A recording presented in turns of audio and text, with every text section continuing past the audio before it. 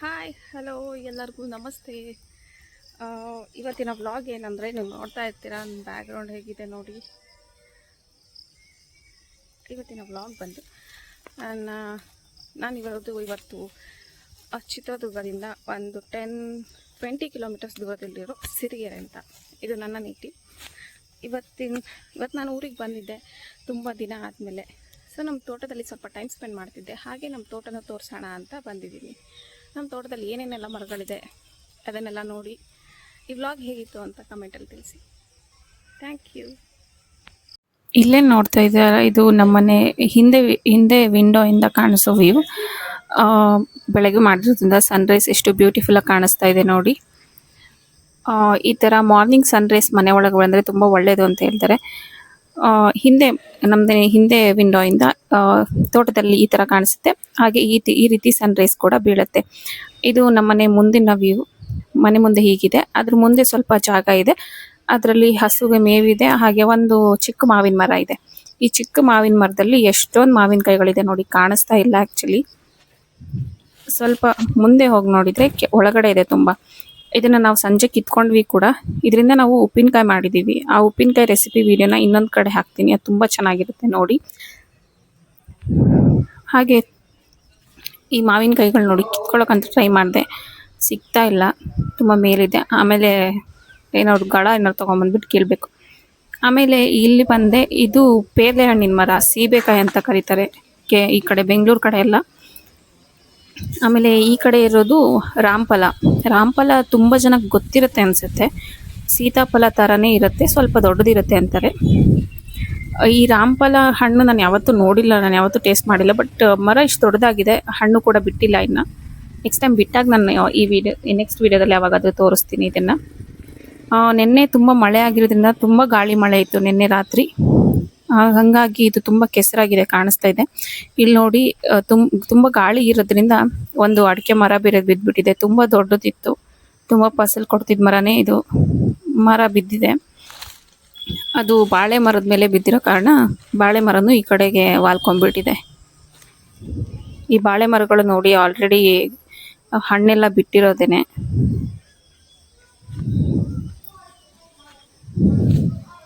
ನಾವು ಬೆಂಗಳೂರಲ್ಲೇ ತುಂಬ ದಿನ ಇದ್ದು ಈ ಥರ ಎಲ್ಲ ನಮಗೆ ಎನ್ವೈರ್ನ್ಮೆಂಟ್ ತುಂಬ ಖುಷಿ ಅನಿಸುತ್ತೆ. ಹಳ್ಳಿಯವ್ರಿಗೆ ಇದೆಲ್ಲ ಸ್ಪೆಷಲ್ ಅಂತ ಏನು ಅನಿಸಲ್ಲ ಅನಿಸುತ್ತೆ. ಬೆಂಗಳೂರಲ್ಲಿ ತುಂಬ ಟ್ರಾಫಿಕ್ ನೋಡಿ, ಅದೇ ಆಫೀಸು, ಮನೆ, PG ಇಷ್ಟನ್ನೇ ನೋಡಿ ಯಾವಾಗಾದರೂ ಈ ಥರ ಬಂದಾಗ ತುಂಬ ಕೂಲಿಂಗ್ ಆಗಿರುತ್ತೆ, ಚೆನ್ನಾಗಿ ಅನಿಸುತ್ತೆ ಎನ್ವಿರಾನ್ಮೆಂಟ್ ಎಲ್ಲ ನಮಗೆ. ಹಾಗೆ ಈ ಸೌಂಡ್ ಕೇಳಿ,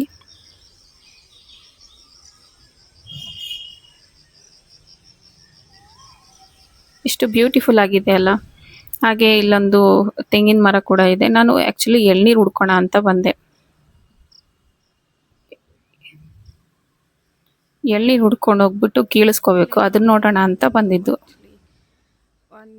ತೋಟ ಬಂದು ಒನ್ ಎಕರ್ ಇರ್ಬೋದು. 1 ಎಕರಲ್ಲಿ ಆಲ್ಮೋಸ್ಟ್ ನಾವು ಮನೇಲಿ ಕಟ್ಕೊಂಡು ಇನ್ನು ಮಿಕ್ಕಿದ ಜಾಗದಲ್ಲಿ ಅಡಿಕೆ ಹಾಕಿರೋದು. ಇದರಲ್ಲಿ ಒಂದು 500 ಮರಗಳಿರ್ಬೋದು ಅಡಿಕೆ, ಮತ್ತು ಅದ್ರ ಜೊತೆ ಒಂದು 5-6 ತೆಂಗಿನಕಾಯಿ ಮರಗಳಿದೆ.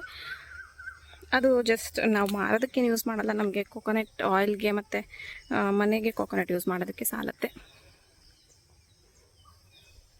ಇಲ್ಲಿ ನೋಡ್ತಾ ಇದ್ದೀರಾ, ಆ ಕಡೆ ಒಂದು ತೋರಿಸ್ದೆ, ಈ ಕಡೆ 2 ಮರಗಳಿದೆ. ಆ ಕಡೆ ಎಡ್ಜಲ್ಲಿ ಒಂದಿದೆ, ಮತ್ತು ಈ ಕಡೆ ಎಡ್ಜಲ್ಲಿ ಒಂದಿದೆ. ಇಷ್ಟೇ ತೆಂಗಿನ ಮರಗಳಿರೋದು. ಇದೆ ನೋಡಿ ಇನ್ನೊಂದು ತೆಂಗಿನ ಮರ, ಇದರಲ್ಲೂ ಸುಮಾರು ಕಾಯಿಗಳಿದೆ, ನೋಡಬೇಕು. ಪಪ್ಪಾಯ ಇದೆ ಅಂತ. ಇದು ಚಿಕ್ಕ ಪಪ್ಪಾಯ ಮರ, ಇನ್ನು ಇದರಲ್ಲೆಲ್ಲ ಹಣ್ಣುಗಳು ಬಿಟ್ಟಿಲ್ಲ. ಇದು ಒಂದ್ರಲ್ಲಿ ಬಿಟ್ಟಿದೆ, ತುಂಬ ಚಿಕ್ಕವಿದ್ದಾವೆ ಇನ್ನು.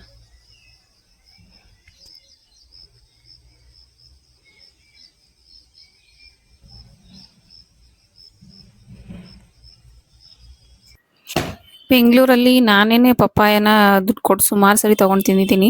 ಇಲ್ಲಿ ಊರಲ್ಲಿ ಬಂದಾಗ ನೋಡಿ, ನಮ್ಮ ಈ ತೋಟದಲ್ಲೇ ಒಂದು 4 ಮರಗಳಿದೆ. ಎಷ್ಟೊಂದು, ಅದು ತುಂಬ ಆ್ಯಕ್ಚುಲಿ ಹಣ್ಣುಗಳು ಬಿಡುತ್ತೆ.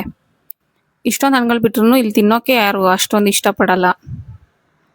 ಆದರೆ ನಾವು ಬೆಂಗಳೂರಲ್ಲಿ ಅಷ್ಟೊಂದು ದುಡ್ಡು ಕೊಟ್ಬಿಟ್ಟು ತೊಗೊಂಡು ತಿಂತಾ ಇರ್ತೀವಿ. ಹಾಗೆ ಇಲ್ಲೊಂದು ತೆಂಗಿನ ಮರ ಇದೆ. ಇದು ಆ್ಯಕ್ಚುಲಿ ಎಲ್ಲ ಒಂದೇ ಸರಿನೇ ಹಾಕಿರೋದು. ಇದು ಯಾಕೋ ಬೆಳವಣಿಗೆನೂ ಚೆನ್ನಾಗಿ ಆಗಿಲ್ಲ ಅನಿಸುತ್ತೆ. ಹಾಗೆ ಇಲ್ಲಿ ಹತ್ರದಿಂದ ಬಂದರೆ ತುಂಬ ಬ್ಯೂಟಿಫುಲ್ ಸನ್ರೈಸ್ ಕೂಡ ಕಾಣುತ್ತೆ. ಹಾಗೆ ಈ ಕಡೆ ಇದು ಎಡ್ಜ್ ಆ್ಯಕ್ಚುಲಿ ನಮ್ಮ ತೋಟದ ಹಿಂದೆ ಎಡ್ಜ್ ಏನಿದೆ ಇದು.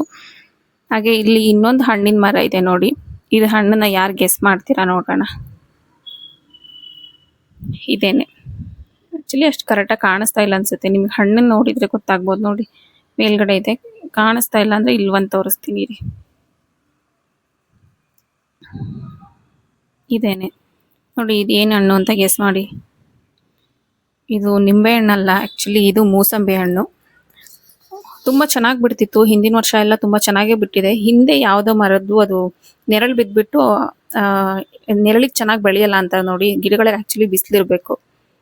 ಈ ನೆರಳೆಲ್ಲ ಬಿದ್ದಿರೋದಕ್ಕೆ ಅಷ್ಟು ಚೆನ್ನಾಗಿ ಹಣ್ಣುಗಳು ಬಿಟ್ಟಿಲ್ಲ. ಈ ಒಂದೇ ಮರದಲ್ಲಿ ವರ್ಷಕ್ಕೆ 150-200 ಹಣ್ಣುಗಳೆಲ್ಲ ಸಿಗ್ತಾ ಇತ್ತು.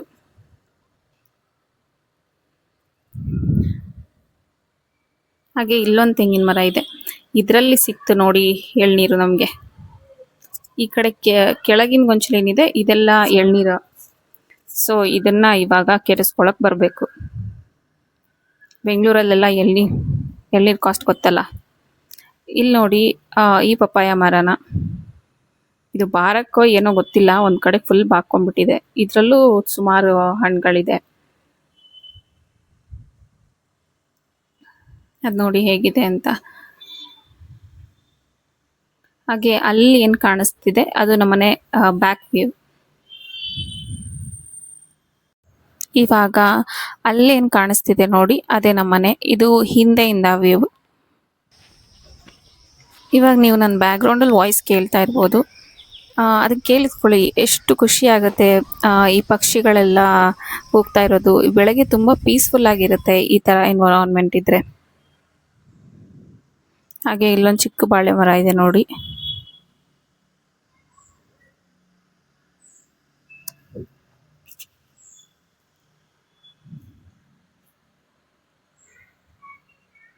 ಹಾಗೆ ಇಲ್ಲಿ ಬಂದರೆ ಇದು ಹತ್ರದಿಂದ ಕಾಣಿಸುತ್ತೆ ನೋಡಿ ನಮ್ಮನೆ.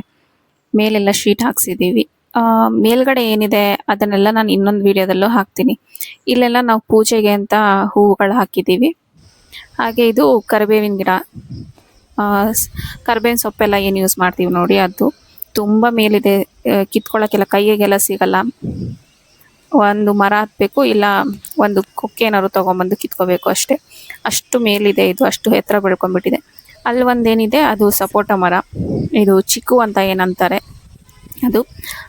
ಮರದ್ದು ಇದು ಏನು ಕಾಣಿಸ್ತಿಲ್ಲ, ಸ್ಟೆಮ್ ಏನು ಕಾಣಿಸ್ತಿಲ್ಲ ಅನ್ಬೋದು. ಅದು ಈ ಶೀಟ್ ಇದೇನಿದೆ ನೋಡಿ, ಇದು ಹಸುಗಳು ಕಟ್ಟೋಕೆ ಅಂತ ಮಾಡಿರೋ ಜಾಗ, ಅದ್ರೊಳಗಡೆ ಇದೆ ಅದು.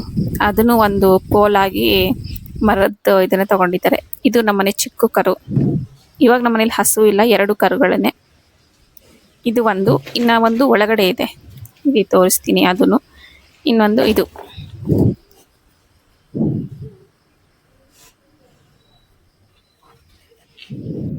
ಹಾಗೆ ಇಲ್ಲಿ ಕಾಣಿಸ್ತಿರೋ ಈ ಗಿಡ ಏನು ಅಂತ, ಈ ಕಾಯಿ ಏನು ಅಂತ ಗೆಸ್ ಮಾಡಿಬಿಟ್ಟು ಕಮೆಂಟ್ ಸೆಕ್ಷನಲ್ಲಿ ಹಾಕಿ. ಇದೇನು ಅಂತ ನಾನು ನೆಕ್ಸ್ಟ್ ವಿಡಿಯೋದಲ್ಲಿ ತೋರಿಸ್ತೀನಿ. ಹಾಗೆ ಈ ವಿಡಿಯೋ ನಿಮಗೆಲ್ಲ ಇಷ್ಟ ಆಗಿದ್ರೆ ಲೈಕ್ ಮಾಡಿ, ಶೇರ್ ಮಾಡಿ, ಕಮೆಂಟ್ ಮಾಡಿ. ಹಾಗೆ ನನ್ನ ಚಾನಲ್ನ ಯಾರ್ಯಾರು ಸಬ್ಸ್ಕ್ರೈಬ್ ಮಾಡ್ಕೊಂಡಿಲ್ಲ ಸಬ್ಸ್ಕ್ರೈಬ್ ಮಾಡ್ಕೊಳ್ಳಿ. ನಾನಿನ್ನು ಇಂಪ್ರೂವ್ ಆಗಿಬಿಟ್ಟು ಇನ್ನೂ ಒಳ್ಳೆ ಕಂಟೆಂಟ್ನ ಮಾಡೋಕ್ಕೆ ಟ್ರೈ ಮಾಡ್ತೀನಿ. Thank you for watching. Bye.